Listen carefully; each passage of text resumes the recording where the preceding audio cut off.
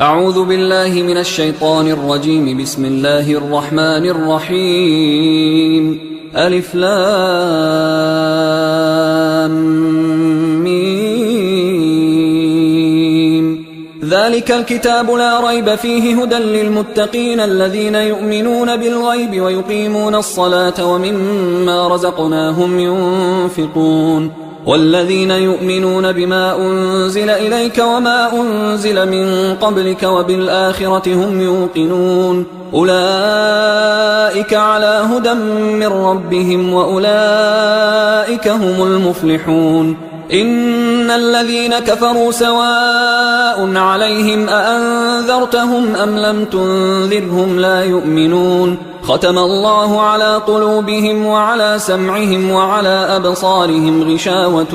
ولهم عذاب عظيم. ومن الناس من يقول آمنا بالله وباليوم الآخر وما هم بمؤمنين يخادعون الله والذين آمنوا وما يخدعون إلا أنفسهم وما يشعرون. في قلوبهم مرض فزادهم الله مرضا ولهم عذاب أليم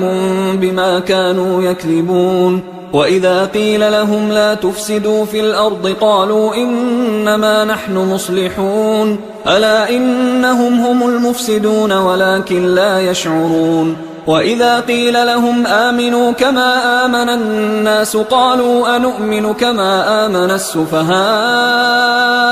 ألا إنهم هم السفهاء ولكن لا يعلمون. وإذا لقوا الذين آمنوا قالوا آمنا وإذا خلوا إلى شياطينهم قالوا إنا معكم إنما نحن مستهزئون. الله يستهزئ بهم ويمدهم في طغيانهم يعمهون. أولئك الذين اشتروا الضلالة بالهدى فما ربحت تجارتهم وما كانوا مهتدين. مثلهم كمثل الذي استوقد نارا فلما أضاءت ما حوله ذهب الله بنورهم وتركهم في ظلمات لا يبصرون. صم بكم عمي فهم لا يرجعون. أو كصيب من السماء فيه ظلمات ورعد وبرق يجعلون أصابعهم في آذانهم من الصواعق حذر الموت والله محيط بالكافرين. يكاد البرق يخطف أبصارهم كلما أضاء لهم مشوا فيه وإذا أظلم عليهم قاموا ولو شاء الله لذهب بسمعهم وأبصارهم إن الله على كل شيء قدير. يا أيها الناس اعبدوا ربكم الذي خلقكم والذين من قبلكم لعلكم تتقون. الذي جعل لكم الأرض فراشا والسماء بناء وأنزل من السماء ماء فأخرج به من الثمرات رزقا لكم فلا تجعلوا لله أندادا وأنتم تعلمون. وإن كنتم في ريب مما نزلنا على عبدنا فأتوا بسورة من مثله وادعوا شهداءكم من دون الله إن كنتم صادقين. فإن لم تفعلوا ولن تفعلوا فاتقوا النار التي وقودها الناس والحجارة أعدت للكافرين. وبشر الذين آمنوا وعملوا الصالحات أن لهم جنات تجري من تحتها الأنهار كلما رزقوا منها من ثمرة رزقا قالوا هذا الذي رزقنا من قبل وأتوا به متشابها ولهم فيها أزواج مطهرة وهم فيها خالدون. إن الله لا يستحيي أن يضرب مثلا ما بعوضة فما فوقها فأما الذين آمنوا فيعلمون أنه الحق من ربهم، وأما الذين كفروا فيقولون ماذا أراد الله بهذا مثلا يضل به كثيرا ويهدي به كثيرا وما يضل به إلا الفاسقين الذين ينقضون عهد الله من بعد ميثاقه ويقطعون ما أمر الله به أن يوصل ويفسدون في الأرض أولئك هم الخاسرون. كيف تكفرون بالله وكنتم أمواتا فأحياكم ثم يميتكم ثم يحييكم ثم إليه ترجعون. هو الذي خلق لكم ما في الأرض جميعا ثم استوى إلى السماء فسواهن 7 سماوات وهو بكل شيء عليم. وإذ قال ربك للملائكة إني جاعل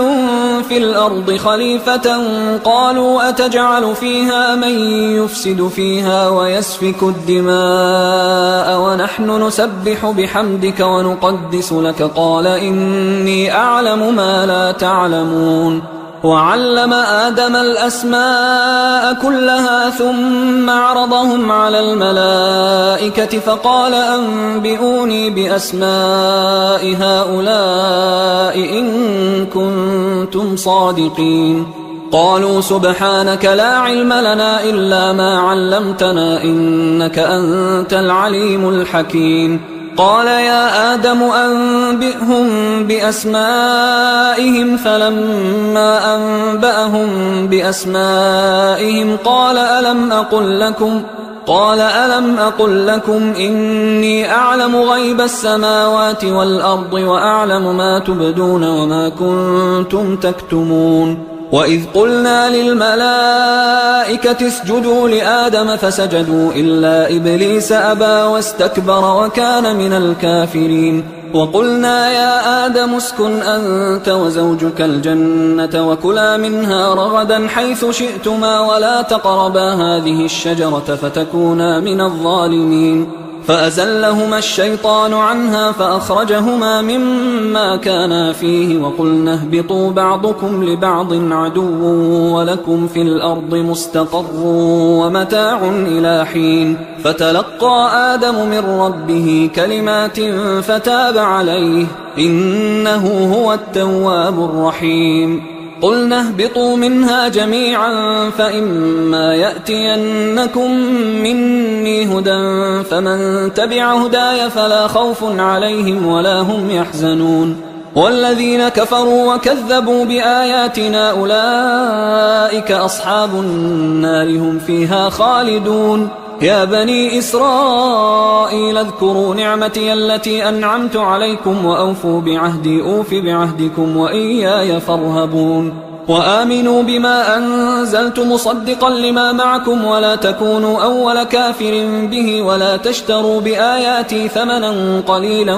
وإياي فاتقون. ولا تلبسوا الحق بالباطل وتكتموا الحق وأنتم تعلمون. وأقيموا الصلاة وآتوا الزكاة واركعوا مع الراكعين. أتأمرون الناس بالبر وتنسون أنفسكم وأنتم تتلون الكتاب أفلا تعقلون. واستعينوا بالصبر والصلاة وإنها لكبيرة إلا على الخاشعين الذين يظنون أنهم ملاقو ربهم وأنهم إليه راجعون. يا بني إسرائيل اذكروا نعمتي التي أنعمت عليكم وأني فضلتكم على العالمين. واتقوا يوما لا تجزي نفس عن نفس شيئا ولا يقبل منها شفاعة ولا يؤخذ منها عدل ولا هم ينصرون. وإذ نجيناكم من آل فرعون يسومونكم سوء العذاب يذبحون أبناءكم ويستحيون نساءكم وفي ذلكم بلاء من ربكم عظيم. وإذ فرقنا بكم البحر فأنجيناكم وأغرقنا آل فرعون وأنتم تنظرون. وإذ واعدنا موسى 40 ليلة ثم اتخذتم العجل من بعده وأنتم ظالمون. ثم عفونا عنكم من بعد ذلك لعلكم تشكرون وإذ آتينا موسى الكتاب والفرقان لعلكم تهتدون وإذ قال موسى لقومه يا قوم إنكم ظلمتم أنفسكم باتخاذكم العجل فتوبوا إلى بارئكم فاقتلوا أنفسكم ذلكم خير لكم عند بارئكم فتاب عليكم إنه هو التواب الرحيم وإذ قلتم يا موسى لن نؤمن لك حتى نرى الله جهرة فأخذتكم الصاعقة وأنتم تنظرون ثم بعثناكم من بعد موتكم لعلكم تشكرون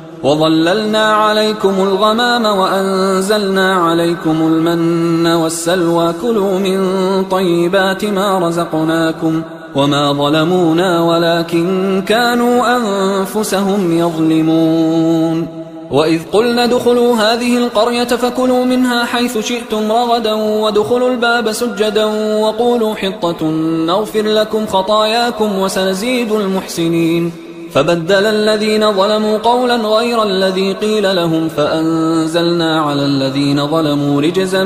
من السماء بما كانوا يفسقون وإذ استسقى موسى لقومه فقلنا اضرب بعصاك الحجر فانفجرت منه 12 عينا قد علم كل أناس مشربهم كلوا واشربوا من رزق الله ولا تعثوا في الأرض مفسدين وإذ قلتم يا موسى لن نصبر على طعام واحد فادع لنا ربك يخرج لنا مما تنبت الأرض من بقلها وقثائها وفومها وعدسها وبصلها قال أتستبدلون الذي هو أدنى بالذي هو خير اهبطوا مصرا فإن لكم ما سألتم وضربت عليهم الذلة والمسكنة وباءوا بغضب من الله ذلك بأنهم كانوا يكفرون بآيات الله ويقتلون النبيين بغير الحق ذلك بما عصوا وكانوا يعتدون إن الذين آمنوا والذين هادوا والنصارى والصابئين من آمن بالله واليوم الآخر وعمل صالحا فلهم أجرهم عند ربهم ولا خوف عليهم ولا هم يحزنون وإذ أخذنا ميثاقكم ورفعنا فوقكم الطور خذوا ما آتيناكم بقوة واذكروا ما فيه لعلكم تتقون ثم توليتم من بعد ذلك فلولا فضل الله عليكم ورحمته لكنتم من الخاسرين ولقد علمتم الذين اعتدوا منكم في السبت فقلنا لهم كونوا قردة خاسئين فجعلناها نكالا لما بين يديها وما خلفها وموعظة للمتقين وإذ قال موسى لقومه إن الله يأمركم أن تذبحوا بقرة قالوا أتتخذنا هزوا قال أعوذ بالله أن أكون من الجاهلين قالوا ادع لنا ربك يبين لنا ما هي قال إنه يقول إنها بقرة لا فارض ولا بكر عوان بين ذلك فافعلوا ما تؤمرون قالوا ادع لنا ربك يبين لنا ما لونها قال إنه يقول إنها بقرة صفراء فاقع لونها تسر الناظرين قالوا ادع لنا ربك يبين لنا ما هي إن البقرة شابه علينا وإنا إن شاء الله لمهتدون قال إنه يقول إنها بقرة لا ذلول تثير الأرض ولا تسقي الحرث مسلمة لا شية فيها قالوا الآن جئت بالحق فذبحوها وما كادوا يفعلون وإذ قتلتم نفسا فادارأتم فيها والله مخرج ما كنتم تكتمون فقلنا اضربوه ببعضها كذلك يحيي الله الموتى ويريكم آياته لعلكم تعقلون ثم قست قلوبكم من بعد ذلك فهي كالحجارة أو أشد قسوة وإن من الحجارة لما يتفجر منه الأنهار وإن منها لما يشقق فيخرج منه الماء وإن منها لما يهبط من خشية الله وما الله بغافل عما تعملون أفتطمعون أن يؤمنوا لكم وقد كان فريق منهم يسمعون كلام الله ثم يحرفونه من بعد ما عقلوه وهم يعلمون وإذا لقوا الذين آمنوا قالوا آمنا وإذا خلا بعضهم إلى بعض قالوا أتحدثونهم بما فتح الله عليكم ليحاجوكم به عند ربكم أفلا تعقلون أولا يعلمون أن الله يعلم ما يسرون وما يعلنون ومنهم أميون لا يعلمون الكتاب إلا أماني وإنهم إلا يظنون فويل للذين يكتبون الكتاب بأيديهم ثم يقولون هذا من عند الله ليشتروا به ثمنا قليلا فويل لهم مما كتبت أيديهم وويل لهم مما يكسبون وقالوا لن تمسنا النار إلا أياما معدودة قل أتخذتم عند الله عهدا فلن يخلف الله عهده أم تقولون على الله ما لا تعلمون بلى من كسب سيئة وأحاطت به خطيئته فأولئك أصحاب النار هم فيها خالدون والذين آمنوا وعملوا الصالحات أولئك أصحاب الجنة هم فيها خالدون وإذ أخذنا ميثاق بني إسرائيل لا تعبدون إلا الله وبالوالدين إحسانا وذي القربى واليتامى والمساكين وقولوا للناس حسنا وأقيموا الصلاة وآتوا الزكاة ثم توليتم إلا قليلا منكم وأنتم معرضون وإذ أخذنا ميثاقكم لا تسفكون دماءكم ولا تخرجون أنفسكم من دياركم ثم أقررتم وأنتم تشهدون ثم أنتم هؤلاء تقتلون أنفسكم وتخرجون فريقا منكم من ديارهم تظاهرون عليهم بالإثم والعدوان وإن يأتوكم أسارى تفادوهم وهو محرم عليكم إخراجهم أفتؤمنون ببعض الكتاب وتكفرون ببعض فما جزاء من يفعل ذلك منكم إلا خزي في الحياة الدنيا ويوم القيامة يردون إلى أشد العذاب وما الله بغافل عما تعملون أولئك الذين اشتروا الحياة الدنيا بالآخرة فلا يخفف عنهم العذاب ولا هم ينصرون ولقد آتينا موسى الكتاب وقفينا من بعده بالرسل وآتينا عيسى ابن مريم البينات وأيدناه بروح القدس أفكلما جاءكم رسول بما لا تهوى أنفسكم استكبرتم ففريقا كذبتم وفريقا تقتلون وقالوا قلوبنا غلف بل لعنهم الله بكفرهم فقليلا ما يؤمنون ولما جاءهم كتاب من عند الله مصدق لما معهم وكانوا من قبل يستفتحون على الذين كفروا فلما جاءهم ما عرفوا كفروا به فلعنة الله على الكافرين بئس ما اشتروا به أنفسهم أن يكفروا بما أنزل الله بغيا أن ينزل الله من فضله على من يشاء من عباده فباءوا بغضب على غضب وللكافرين عذاب مهين وإذا قيل لهم آمنوا بما أنزل الله قالوا نؤمن بما أنزل علينا ويكفرون بما وراءه وهو الحق مصدقا لما معهم قل فلم تقتلون أنبياء الله من قبل إن كنتم مؤمنين ولقد جاءكم موسى بالبينات ثم اتخذتم العجل من بعده وأنتم ظالمون وإذ أخذنا ميثاقكم ورفعنا فوقكم الطور خذوا ما آتيناكم بقوة واسمعوا قالوا سمعنا وعصينا وأشربوا في قلوبهم العجل بكفرهم قل بئس ما يأمركم به إيمانكم إن كنتم مؤمنين قل إن كانت لكم الدار الآخرة عند الله خالصة من دون الناس فتمنوا الموت إن كنتم صادقين ولن يتمنوه أبدا بما قدمت أيديهم والله عليم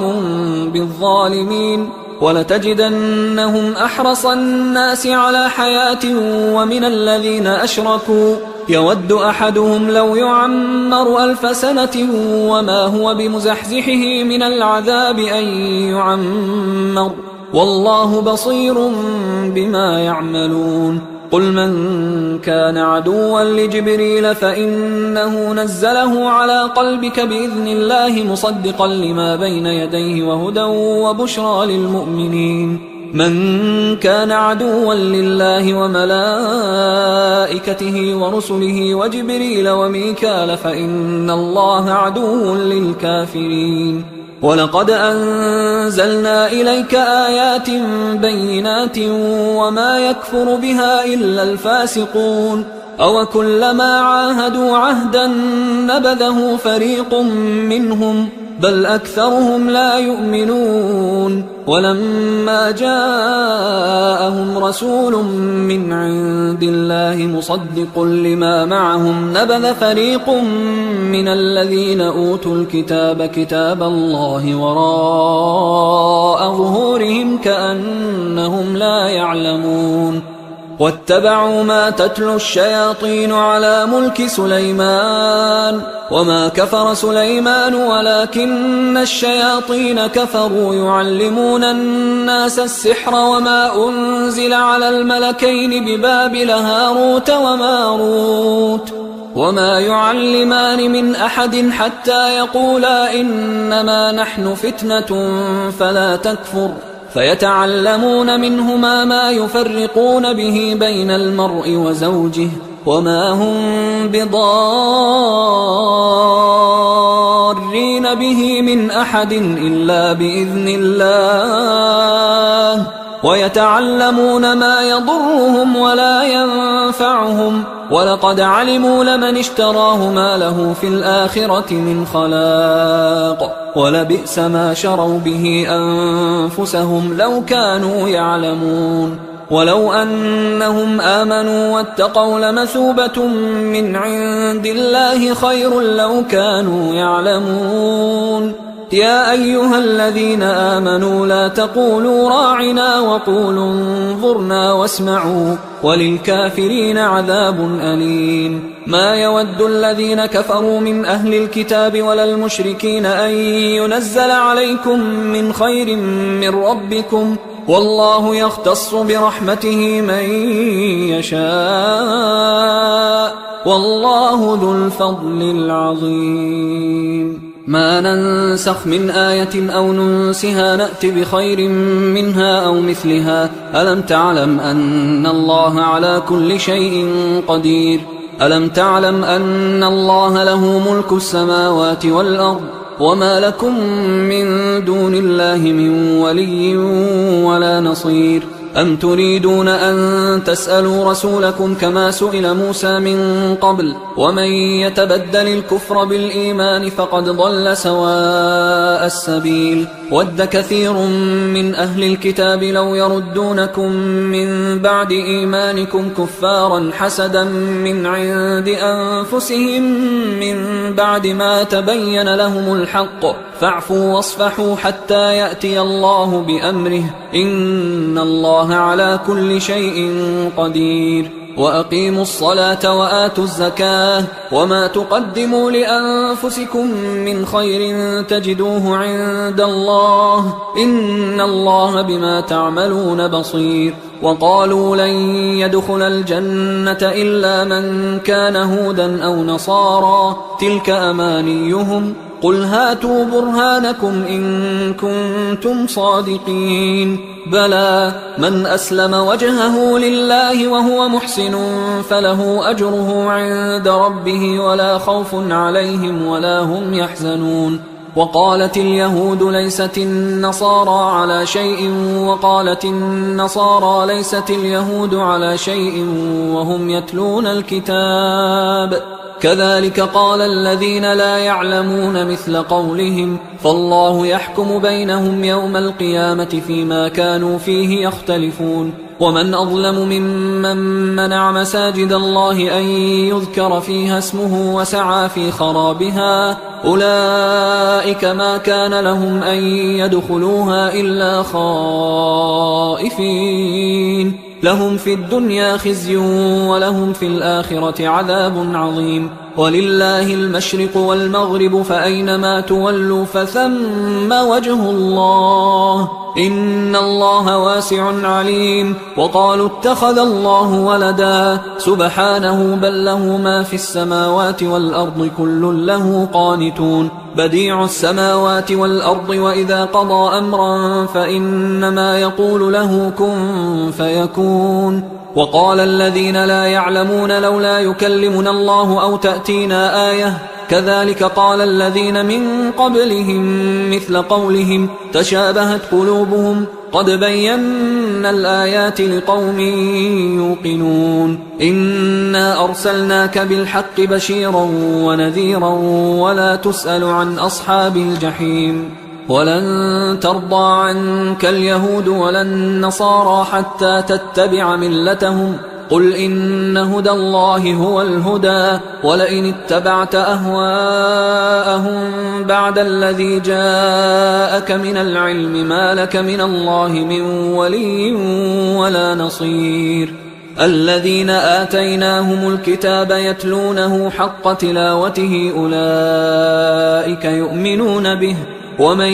يكفر به فأولئك هم الخاسرون يا بني إسرائيل اذكروا نعمتي التي أنعمت عليكم وأني فضلتكم على العالمين واتقوا يوما لا تجزي نفس عن نفس شيئا ولا يقبل منها عدل ولا تنفعها شفاعة ولا هم ينصرون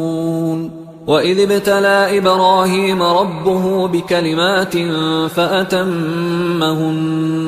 قال إني جاعلك للناس إماما قال ومن ذريتي قال لا ينال عهد الظالمين وإذ جعلنا البيت مثابة للناس وأمنا واتخذوا من مقام إبراهيم مصلى وعهدنا إلى إبراهيم وإسماعيل أن طهرا بيتي للطائفين والعاكفين والركع السجود وإذ قال إبراهيم رب اجعل هذا بلدا آمنا وارزق أهله من الثمرات من آمن منهم بالله واليوم الآخر قال ومن كفر فأمتعه قليلا ثم أضطره إلى عذاب النار وبئس المصير وإذ يرفع إبراهيم القواعد من البيت وإسماعيل ربنا تقبل منا إنك أنت السميع العليم ربنا وجعلنا مسلمين لك ومن ذريتنا أمة مسلمة لك وأرنا مناسكنا وتب علينا إنك أنت التواب الرحيم ربنا وبعث فيهم رسولا منهم يتلو عليهم آياتك ويعلمهم الكتاب والحكمة ويزكيهم إنك أنت العزيز الحكيم ومن يرغب عن ملة إبراهيم إلا من سفه نفسه ولقد اصطفيناه في الدنيا وإنه في الآخرة لمن الصالحين إذ قال له ربه أسلم قال أسلمت لرب العالمين. ووصى بها إبراهيم بنيه ويعقوب يا بني إن الله اصطفى لكم الدين فلا تموتن إلا وأنتم مسلمون. أم كنتم شهداء إذ حضر يعقوب الموت إذ قال لبنيه ما تعبدون من بعدي قالوا نعبد إلهك وإله آبائك إبراهيم وإسماعيل وإسحاق إلها واحدا ونحن له مسلمون. تلك أمة قد خلت لها ما كسبت ولكم ما كسبتم ولا تسألون عما كانوا يعملون. وقالوا كونوا هودا أو نصارى تهتدوا قل بل ملة إبراهيم حنيفا وما كان من المشركين. قولوا آمنا بالله وما أنزل إلينا وما أنزل إلى إبراهيم وإسماعيل وإسحاق ويعقوب والأسباط وما أوتي موسى وعيسى وما أوتي النبيون من ربهم لا نفرق بين أحد منهم ونحن له مسلمون. فإن آمنوا بمثل ما آمنتم به فقد اهتدوا وإن تولوا فإنما هم في شقاق فسيكفيكهم الله وهو السميع العليم. صبغة الله ومن أحسن من الله صبغة ونحن له عابدون. قل أتحاجوننا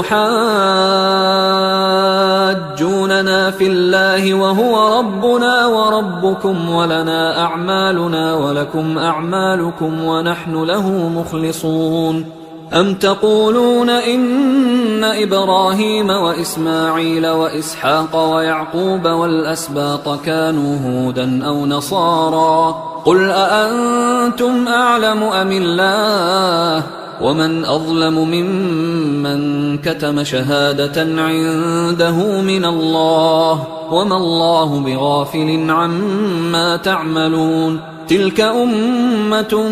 قد خلت لها ما كسبت ولكم ما كسبتم ولا تسألون عما كانوا يعملون. سيقول السفهاء من الناس ما ولاهم عن قبلتهم التي كانوا عليها قل لله المشرق والمغرب يهدي من يشاء إلى صراط مستقيم. وكذلك جعلناكم أمة وسطا لتكونوا شهداء على الناس ويكون الرسول عليكم شهيدا. وما جعلنا القبلة التي كنت عليها إلا لنعلم من يتبع الرسول ممن ينقلب على عقبيه وإن كانت لكبيرة إلا على الذين هدى الله وما كان الله ليضيع إيمانكم إن الله بالناس لرؤوف رحيم. قد نرى تقلب وجهك في السماء فلنولينك قبلة ترضاها فول وجهك شطر المسجد الحرام وحيث ما كنتم فولوا وجوهكم شطره وإن الذين أوتوا الكتاب ليعلمون أنه الحق من ربهم وما الله بغافل عما يعملون. ولئن أتيت الذين أوتوا الكتاب بكل آية ما تبعوا قبلتك وما أنت بتابع قبلتهم وما بعضهم بتابع قبلة بعض ولئن اتبعت أهواءهم من بعد ما جاءك من العلم إنك إذا لمن الظالمين. الذين آتيناهم الكتاب يعرفونه كما يعرفون أبناءهم وإن فريقا منهم ليكتمون الحق وهم يعلمون. الحق من ربك فلا تكونن من الممترين ولكل وجهة هو موليها فاستبقوا الخيرات أينما تكونوا يأت بكم الله جميعا إن الله على كل شيء قدير ومن حيث خرجت فول وجهك شطر المسجد الحرام وإنه للحق من ربك وما الله بغافل عما تعملون ومن حيث خرجت فول وجهك شطر المسجد الحرام وحيث ما كنتم فولوا وجوهكم شطره لئلا يكون للناس عليكم حجة إلا الذين ظلموا منهم فلا تخشوهم واخشوني ولأتم نعمتي عليكم ولعلكم تهتدون كما أرسلنا فيكم رسولا منكم يتلو عليكم آياتنا ويزكيكم ويعلمكم الكتاب والحكمة ويعلمكم ما لم تكونوا تعلمون فاذكروني أذكركم واشكروا لي ولا تكفرون يا أيها الذين آمنوا استعينوا بالصبر والصلاة إن الله مع الصابرين ولا تقولوا لمن يقتل في سبيل الله أموات بل أحياء ولكن لا تشعرون ولنبلونكم بشيء من الخوف والجوع ونقص من الأموال والأنفس والثمرات وبشر الصابرين الذين إذا أصابتهم مصيبة قالوا إنا لله وإنا إليه راجعون أولئك عليهم صلوات من ربهم ورحمة وأولئك هم المهتدون إن الصفا والمروة من شعائر الله فمن حج البيت أو اعتمر فلا جناح عليه أن يطوف بهما ومن تطوع خيرا فإن الله شاكر عليم إن الذين يكتمون ما أنزلنا من البينات والهدى من بعد ما بيناه للناس في الكتاب أولئك يلعنهم الله ويلعنهم اللاعنون إلا الذين تابوا وأصلحوا وبينوا فأولئك أتوب عليهم وأنا التواب الرحيم إن الذين كفروا وماتوا وهم كفار أولئك عليهم لعنة الله والملائكة والناس أجمعين خالدين فيها لا يخفف عنهم العذاب ولا هم ينظرون وإلهكم إله واحد لا إله إلا هو الرحمن الرحيم إن في خلق السماوات والأرض واختلاف الليل والنهار والفلك التي تجري في البحر بما ينفع الناس وما أنزل الله من السماء من ماء فأحيا به الأرض بعد موتها وبث فيها من كل دابة وتصريف الرياح والسحاب المسخر بين السماء والأرض لآيات لقوم يعقلون ومن الناس من يتخذ من دون الله أندادا يحبونهم كحب الله والذين آمنوا أشد حبا لله ولو يرى الذين ظلموا إذ يرون العذاب أن القوة لله جميعا وأن الله شديد العذاب إذ تبرأ الذين اتبعوا من الذين اتبعوا ورأوا العذاب وتقطعت بهم الأسباب وقال الذين اتبعوا لو أن لنا كرة فنتبرأ منهم كما تبرأوا منا كذلك يريهم الله أعمالهم حسرات عليهم وما هم بخارجين من النار. يا أيها الناس كلوا مما في الأرض حلالا طيبا ولا تتبعوا خطوات الشيطان إنه لكم عدو مبين. إنما يأمركم بالسوء والفحشاء وأن تقولوا على الله ما لا تعلمون. وإذا قيل لهم اتبعوا ما أنزل الله قالوا بل نتبع ما ألفينا عليه آباءنا أولو كان آباؤهم لا يعقلون شيئا ولا يهتدون. ومثل الذين كفروا كمثل الذي ينعق بما لا يسمع إلا دعاء ونداء صم بكم عمي فهم لا يعقلون. يا أيها الذين آمنوا كلوا من طيبات ما رزقناكم واشكروا لله إن كنتم إياه تعبدون. إنما حرم عليكم الميتة والدم ولحم الخنزير وما أهل به لغير الله فمن اضطر غير باغ ولا عاد فلا إثم عليه إن الله غفور رحيم. إن الذين يكتمون ما أنزل الله من الكتاب ويشترون به ثمنا قليلا أولئك ما يأكلون في بطونهم إلا النار ولا يكلمهم الله يوم القيامة ولا يزكيهم ولهم عذاب أليم. أولئك الذين اشتروا الضلالة بالهدى والعذاب بالمغفرة فما أصبرهم على النار ذلك بأن الله نزل الكتاب بالحق وإن الذين اختلفوا في الكتاب لفي شقاق بعيد. ليس البر أن تولوا وجوهكم قبل المشرق والمغرب ولكن البر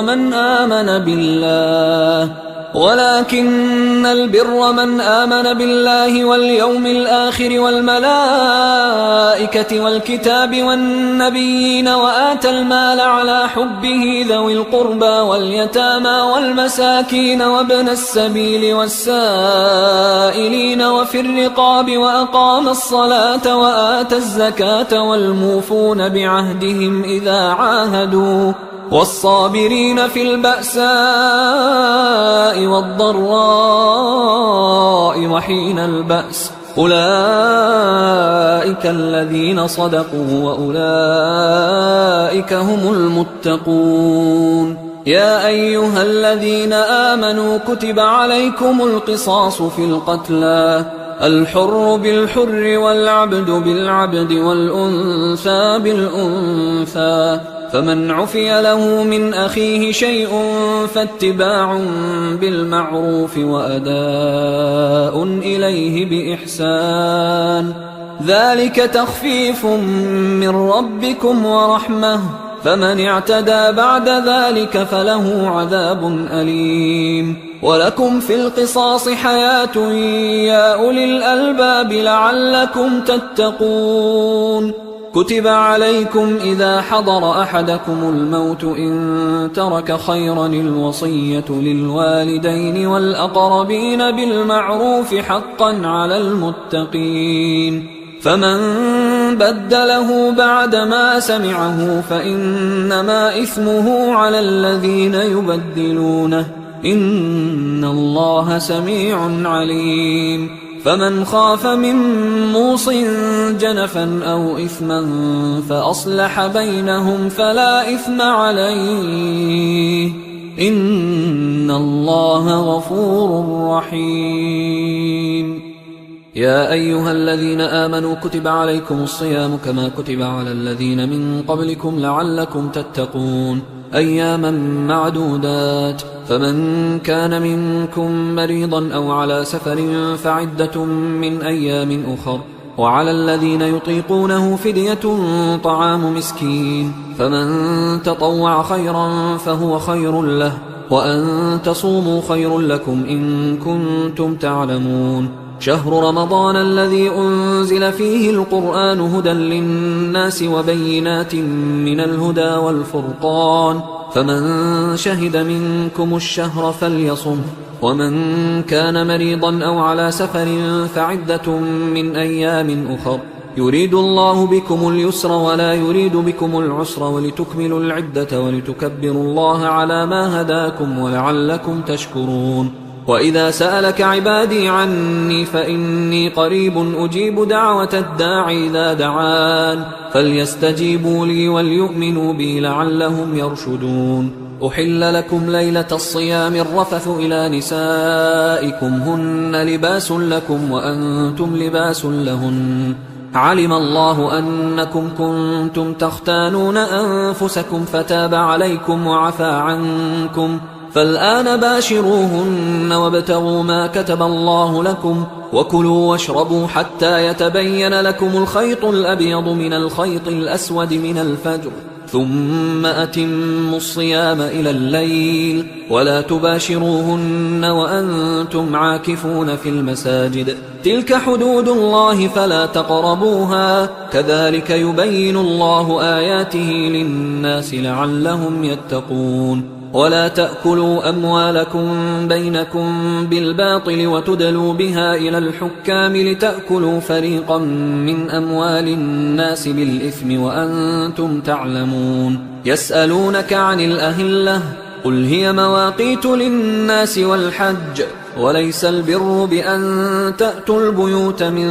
ظهورها ولكن البر من اتقى، وأتوا البيوت من أبوابها واتقوا الله لعلكم تفلحون. وقاتلوا في سبيل الله الذين يقاتلونكم ولا تعتدوا إن الله لا يحب المعتدين. وقتلوهم حيث ثقفتموهم وأخرجوهم من حيث أخرجوكم والفتنة أشد من القتل، ولا تقاتلوهم عند المسجد الحرام حتى يقاتلوكم فيه، فإن قاتلوكم فاقتلوهم، كذلك جزاء الكافرين، فإن انتهوا فإن الله غفور رحيم. وقاتلوهم حتى لا تكون فتنة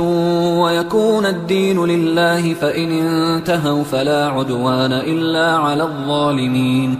الشهر الحرام بالشهر الحرام والحرمات قصاص، فمن اعتدى عليكم فاعتدوا عليه بمثل ما اعتدى عليكم، واتقوا الله واعلموا أن الله مع المتقين. وأنفقوا في سبيل الله ولا تلقوا بأيديكم إلى التهلكة وأحسنوا إن الله يحب المحسنين. وأتموا الحج والعمرة لله، فإن أحصرتم فما استيسر من الهدي، ولا تحلقوا رؤوسكم حتى يبلغ الهدي محله، فمن كان منكم مريضا أو به أذى من رأسه ففدية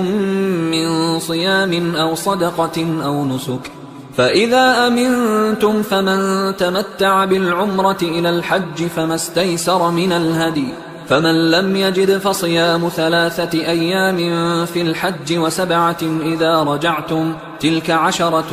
كاملة، ذلك لمن لم يكن أهله حاضر المسجد الحرام. واتقوا الله واعلموا أن الله شديد العقاب. الحج أشهر معلومات، فمن فرض فيهن الحج فلا رفث ولا فسوق ولا جدال في الحج وما تفعلوا من خير يعلمه الله وتزودوا فإن خير الزاد التقوى واتقون يا أولي الألباب ليس عليكم جناح أن تبتغوا فضلا من ربكم فإذا أفضتم من عرفات فاذكروا الله عند المشعر الحرام واذكروه كما هداكم وإن كنتم من قبله لمن الضالين ثم أفيضوا من حيث أفاض الناس واستغفروا الله إن الله غفور رحيم فإذا قضيتم مناسككم فاذكروا الله كذكركم آباءكم أو أشد ذكرا فمن الناس من يقول ربنا آتنا في الدنيا وما له في الآخرة من خلاق ومنهم من يقول ربنا آتنا في الدنيا حسنة وفي الآخرة حسنة وقنا عذاب النار أولئك لهم نصيب مما كسبوا والله سريع الحساب واذكروا الله في أيام معدودات فمن تعجل في يومين فلا إثم عليه ومن تأخر فلا إثم عليه لمن اتقى واتقوا الله واعلموا أنكم إليه تحشرون ومن الناس من يعجبك قوله في الحياة الدنيا ويشهد الله على ما في قلبه وهو ألد الخصام وإذا تولى سعى في الأرض ليفسد فيها ويهلك الحرث والنسل والله لا يحب الفساد وإذا قيل له اتق الله أخذته العزة بالإثم فحسبه جهنم ولبئس المهاد ومن الناس من يشري نفسه ابتغاء مرضات الله والله رؤوف بالعباد يا أيها الذين آمنوا ادخلوا في السلم كافة ولا تتبعوا خطوات الشيطان إنه لكم عدو مبين فإن زللتم من بعد ما جاءتكم البينات فاعلموا أن الله عزيز حكيم هل ينظرون إلا أن يأتيهم الله في ظلل من الغمام والملائكة وقضي الأمر وإلى الله ترجع الأمور سل بني إسرائيل كم آتيناهم من آية بينة ومن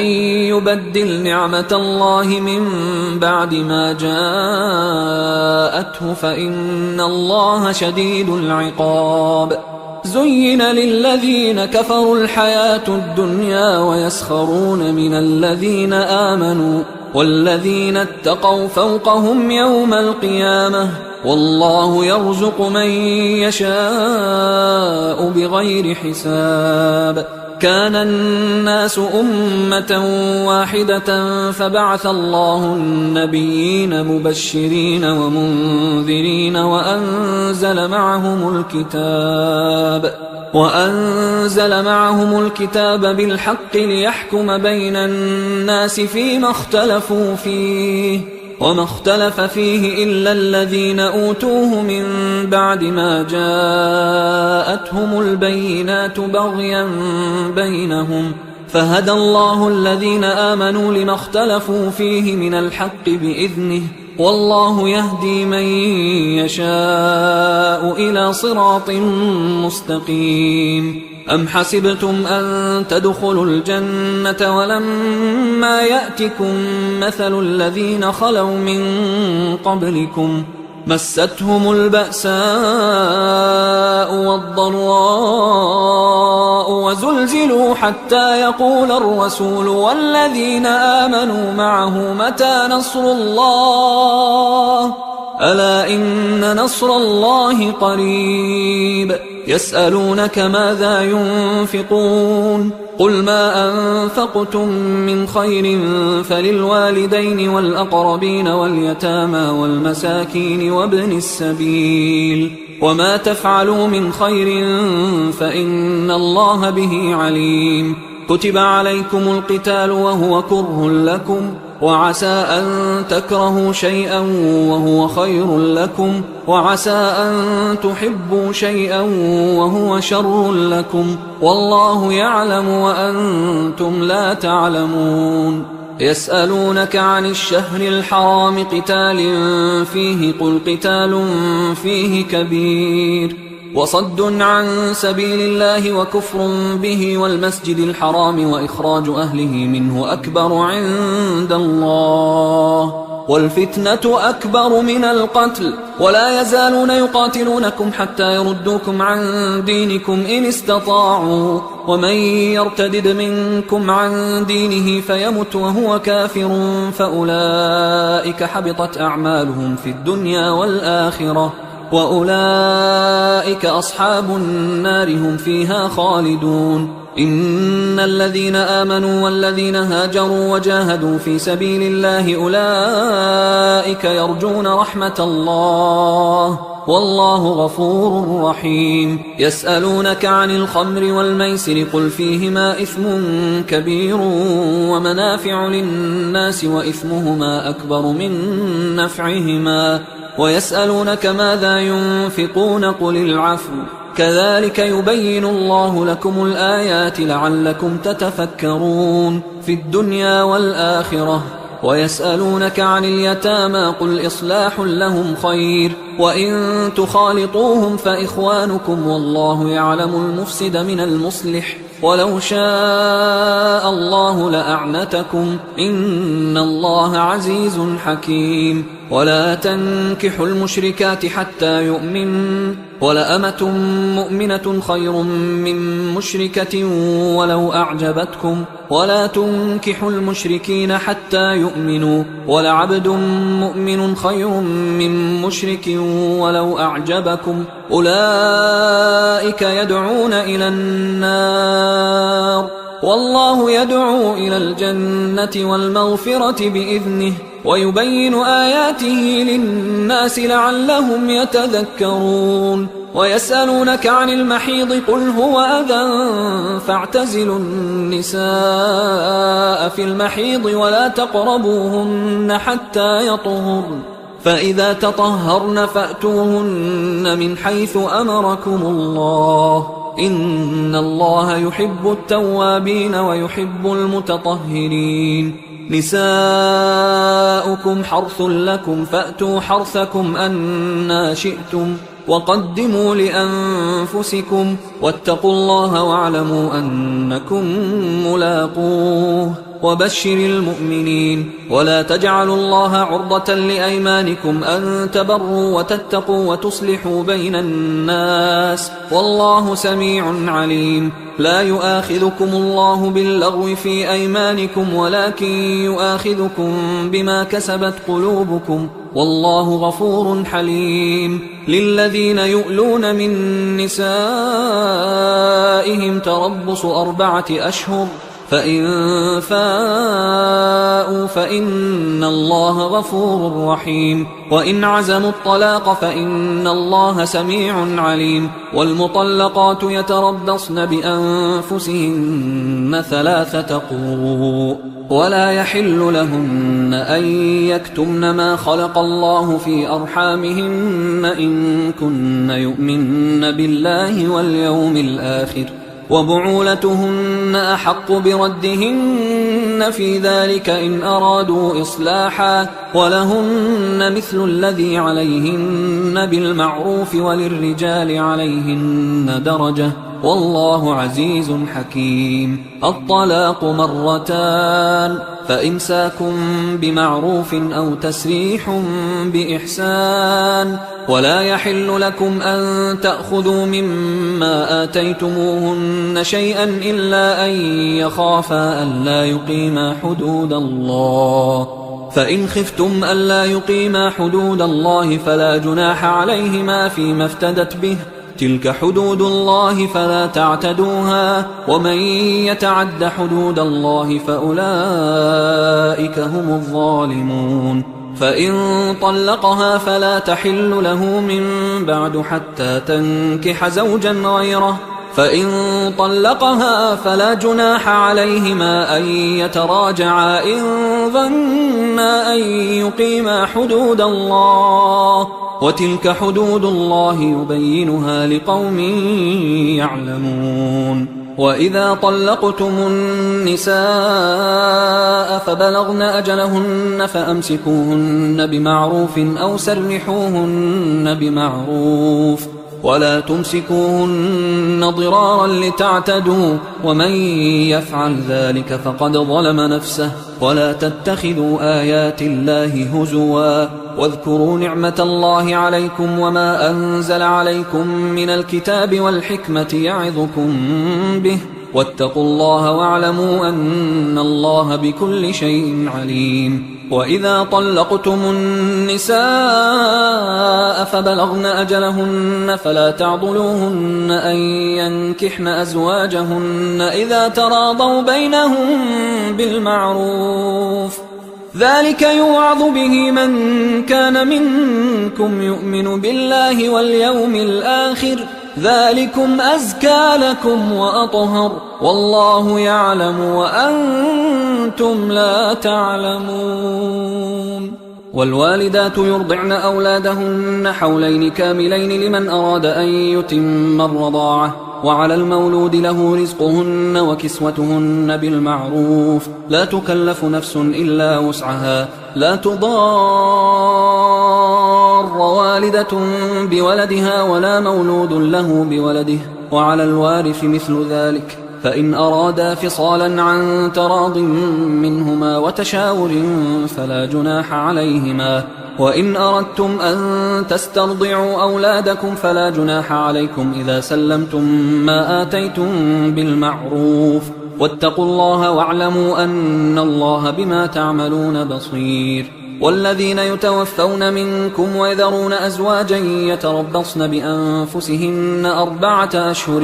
و10، فإذا بلغن أجلهن فلا جناح عليكم فيما فعلن في أنفسهن بالمعروف، والله بما تعملون خبير. ولا جناح عليكم فيما عرضتم به من خطبة النساء أو أكننتم في أنفسكم، علم الله أنكم ستذكرونهن ولكن لا تواعدوهن سرا إلا أن تقولوا قولا معروفا، ولا تعزموا عقدة النكاح حتى يبلغ الكتاب أجله، واعلموا أن الله يعلم ما في أنفسكم فاحذروه، واعلموا أن الله غفور حليم. لا جناح عليكم إن طلقتم النساء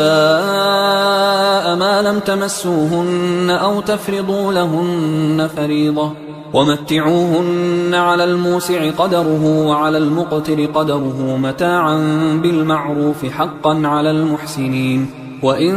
طلقتموهن من قبل أن تمسوهن وقد فرضتم لهن فريضة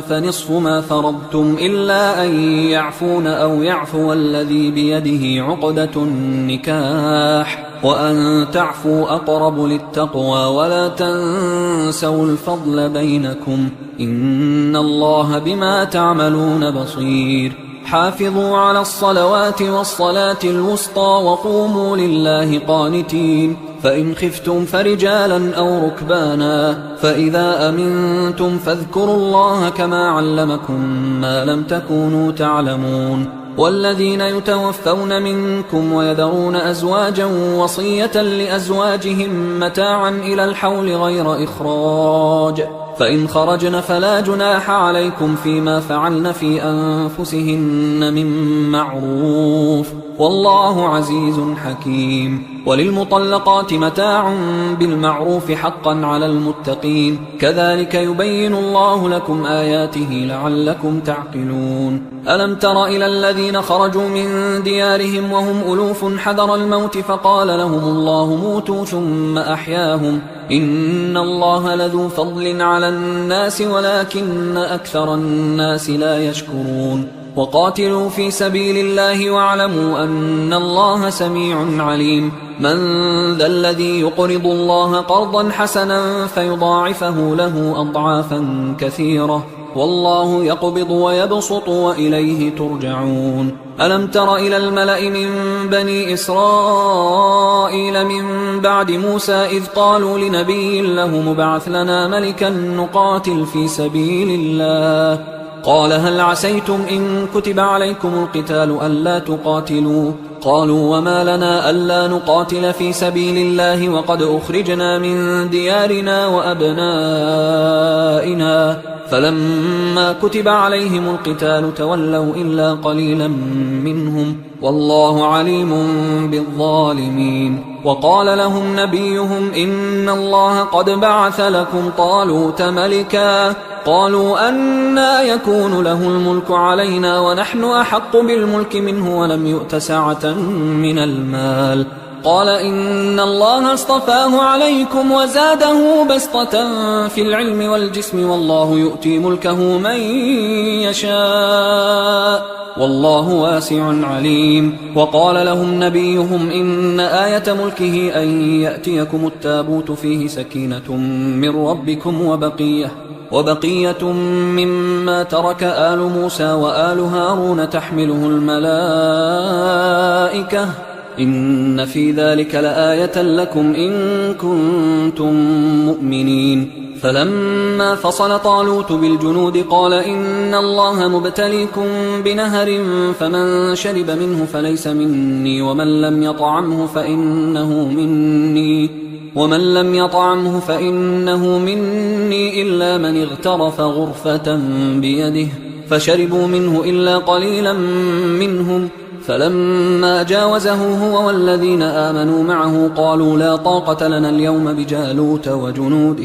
قال الذين يظنون أنهم ملاقوا الله كم من فئة قليلة غلبت فئة كثيرة بإذن الله والله مع الصابرين. ولما برزوا لجالوت وجنوده قالوا ربنا أفرغ علينا صبرا وثبت أقدامنا وانصرنا على القوم الكافرين، فهزموهم بإذن الله. وقتل داود جالوت وآتاه الله الملك والحكمة وعلمه مما يشاء، ولولا دفع الله الناس بعضهم ببعض لفسدت الأرض ولكن الله ذو فضل على العالمين. تلك آيات الله نتلوها عليك بالحق وإنك لمن المرسلين. تلك الرسل فضلنا بعضهم على بعض، منهم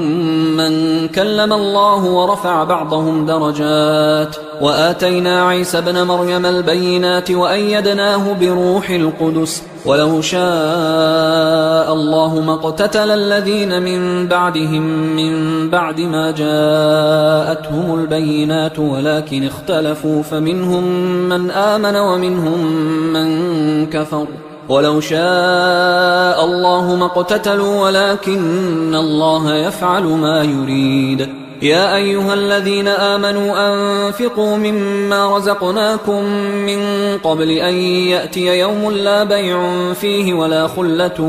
ولا شفاعة والكافرون هم الظالمون. الله لا إله إلا هو الحي القيوم لا تأخذه سنة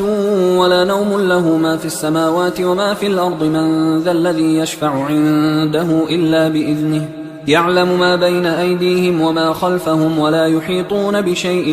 من علمه إلا بما شاء، وسع كرسيه السماوات والأرض ولا يؤوده حفظهما وهو العلي العظيم. لا إكراه في الدين قد تبين الرشد من الغي،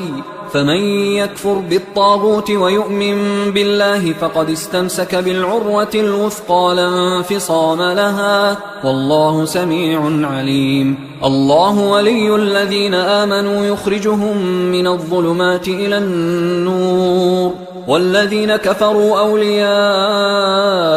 الطاغوت يخرجونهم من النور إلى الظلمات، أولئك أصحاب النار هم فيها خالدون. ألم تر إلى الذي حاج إبراهيم في ربه أن آتاه الله الملك إذ قال إبراهيم ربي الذي يحيي ويميت قال أنا أحيي وأميت. قال إبراهيم فإن الله يأتي بالشمس من المشرق فأت بها من المغرب فبهت الذي كفر والله لا يهدي القوم الظالمين. أو كالذي مر على قرية وهي خاوية على عروشها قال أنى يحيي هذه الله بعد موتها فأماته الله 100 عام ثم بعثه قال كم لبثت؟ قال لبثت يوما أو بعض يوم. قال بل لبثت 100 عام فانظر إلى طعامك وشرابك لم يتسنه وانظر إلى حمارك ولنجعلك آية للناس وانظر إلى العظام كيف ننشزها ثم نكسوها لحما فلما تبين له قال أعلم أن الله على كل شيء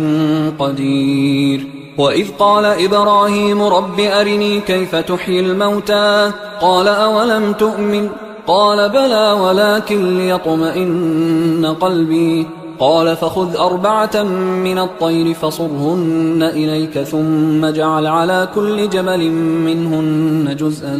ثم ادعهن يأتينك سعيا واعلم أن الله عزيز حكيم. مثل الذين ينفقون أموالهم في سبيل الله كمثل حبة أنبتت 7 سنابل في كل سنبلة 100 حبة والله يضاعف لمن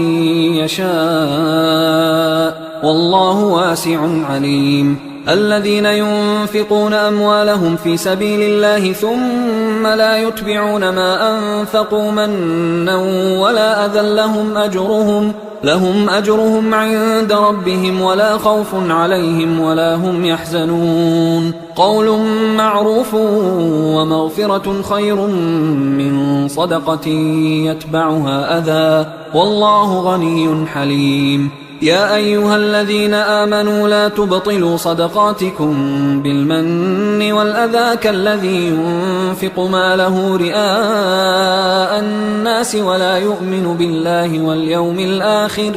فمثله كمثل صفوان عليه تراب فأصابه وابل فتركه صلدا لا يقدرون على شيء مما كسبوا والله لا يهدي القوم الكافرين. ومثل الذين ينفقون أموالهم ابتغاء مرضات الله وتثبيتا من أنفسهم كمثل جنة بربوة أصابها وابل فآتت أكلها ضعفين فإن لم يصبها وابل فطل والله بما تعملون بصير. أيود أحدكم أن تكون له جنة من نخيل وأعناب تجري من تحتها الأنهار له فيها من كل الثمرات وأصابه الكبر وله ذرية ضعفاء فأصابها إعصار فيه نار فاحترقت كذلك يبين الله لكم الآيات لعلكم تتفكرون. يا أيها الذين آمنوا أنفقوا من طيبات ما كسبتم ومما أخرجنا لكم من الأرض ولا تيمموا الخبيث منه تنفقون ولستم بآخذيه إلا أن تغمضوا فيه واعلموا أن الله غني حميد. الشيطان يعدكم الفقر ويأمركم بالفحشاء والله يعدكم مغفرة منه وفضلا والله واسع عليم. يؤتي الحكمة من يشاء ومن يؤت الحكمة فقد أوتي خيرا كثيرا وما يذكر إلا أولو الألباب. وما أنفقتم من نفقة أو نذرتم من نذر فإن الله يعلمه وما للظالمين من أنصار. إن تبدوا الصدقات فنعما هي وإن تخفوها وتؤتوها الفقراء فهو خير لكم ويكفر عنكم من سيئاتكم والله بما تعملون خبير. ليس عليك هداهم ولكن الله يهدي من يشاء. وما تنفقوا من خير فلأنفسكم وما تنفقون إلا ابتغاء وجه الله وما تنفقوا من خير يوفى إليكم وأنتم لا تظلمون. للفقراء الذين أحصروا في سبيل الله لا يستطيعون ضربا في الأرض يحسبهم الجاهل أغنياء من التعفف تعرفهم بسيماهم لا يسألون الناس إلحافا. وما تنفقوا من خير فإن الله به عليم. الذين ينفقون أموالهم بالليل والنهار سرا وعلانية فلهم أجرهم عند ربهم ولا خوف عليهم ولا هم يحزنون. الذين يأكلون الربا لا يقومون إلا كما يقوم الذي يتخبطه الشيطان من المس ذلك بأنهم قالوا إنما البيع مثل الربا وأحل الله البيع وحرم الربا. فمن جاءه موعظة من ربه فانتهى فله ما سلف وأمره إلى الله ومن عاد فأولئك أصحاب النار هم فيها خالدون. يمحق الله الربا ويربي الصدقات والله لا يحب كل كفار أثيم. إن الذين آمنوا وعملوا الصالحات وأقاموا الصلاة وآتوا الزكاة لهم أجرهم عند ربهم ولا خوف عليهم ولا هم يحزنون. يا أيها الذين آمنوا اتقوا الله وذروا ما بقي من الربا إن كنتم مؤمنين فإن لم تفعلوا فأذنوا بحرب من الله ورسوله وإن تبتم فلكم رؤوس أموالكم لا تظلمون ولا تظلمون. وإن كان ذو عسرة فنظرة إلى ميسرة وأن تصدقوا خير لكم إن كنتم تعلمون. واتقوا يوما ترجعون فيه إلى الله ثم توفى كل نفس ما كسبت وهم لا يظلمون. يا أيها الذين آمنوا إذا تداينتم بدين إلى أجل مسمى فاكتبوه وليكتب بينكم كاتب بالعدل ولا يأب كاتب أن يكتب كما علمه الله فليكتب وليملل الذي عليه الحق وليتق الله ربه ولا يبخس منه شيئا فإن كان الذي عليه الحق سفيها أو ضعيفا أو لا يستطيع أن يمله فليملل وليه بالعدل واستشهدوا شهيدين من رجالكم فإن لم يكونا رجلين فرجل وامرأتان ممن ترضون من الشهداء أن تضل إحداهما فتذكر إحداهما الأخرى ولا يأبى الشهداء إذا ما دعوا ولا تسأموا أن تكتبوه صغيرا أو كبيرا إلى أجله ذلكم أقسط عند الله وأقوم للشهادة وأدنى أن لا ترتابوا إلا أن تكون تجارة حاضرة تديرونها بينكم فليس عليكم جناح ألا تكتبوها، وأشهدوا إذا تبايعتم ولا يضار كاتب ولا شهيد، وإن تفعلوا فإنه فسوق بكم، واتقوا الله ويعلمكم الله، والله بكل شيء عليم. وإن كنتم على سفر ولم تجدوا كاتبا فرهان مقبوضة، فإن أمن بعضكم بعضا فليؤدي الذي اؤتمن أمانته وليتق الله ربه ولا تكتموا الشهادة، ومن يكتمها فإنه آثم قلبه، والله بما تعملون عليم. لله ما في السماوات وما في الأرض، وإن تبدوا ما في أنفسكم أو تخفوه يحاسبكم به الله، فيغفر لمن يشاء ويعذب من يشاء، والله على كل شيء